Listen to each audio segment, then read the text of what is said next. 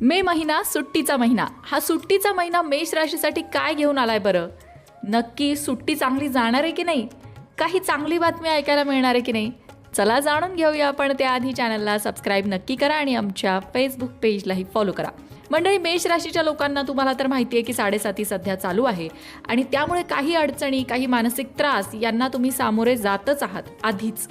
पण काळजी करायचं कारण नाही आहे, कारण की 7.5मध्ये नक्की काय करावं, कुठले उपाय करावे, त्याचबरोबर 7.5 संपताना नक्कीच तो काळ तुमच्यासाठी चांगला असतो. 7.5च्या शेवटी तुमची प्रगतीच झालेली बघायला मिळते, असं सांगणारा एक पॉडकास्ट आपल्या लोकमत भक्ती चॅनलवर आहे. त्यामध्ये ॲस्ट्रो गुरु ज्योती जोशी यांनी 7.5 मेष राशीला कशी जाते आणि 7.5 संपताना मेष राशीला काय देऊन जाते याबद्दल सविस्तर सांगितलेलं आहे.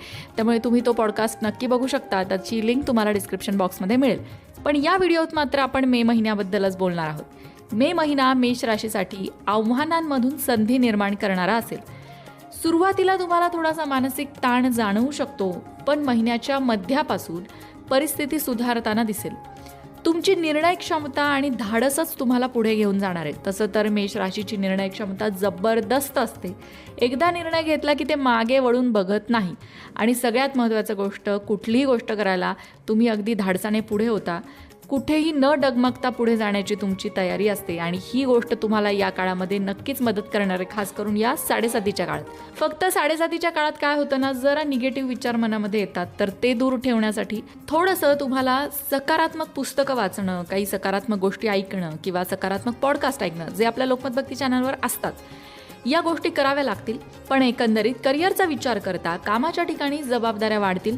वरिष्ठ तुमच्याकडून अधिक अपेक्षा ठेवणार आहेत. अर्थात तुम्ही खूप जबाबदारीने काम करता आणि त्यामुळे काय होतं, समोरचा तुमच्याकडनं अजून अपेक्षा ठेवतो. हा अनुभव तुम्हाला येत असेल, पण तुम्हाला त्याचा फायदासुद्धा कधी कधी होतो. नवीन प्रोजेक्ट्स तुम्हाला या महिन्यात मिळू शकतात. तुमची भूमिका थोडी व्यवसायाच्या दृष्टीने, कामाच्या दृष्टीने बदलू शकते.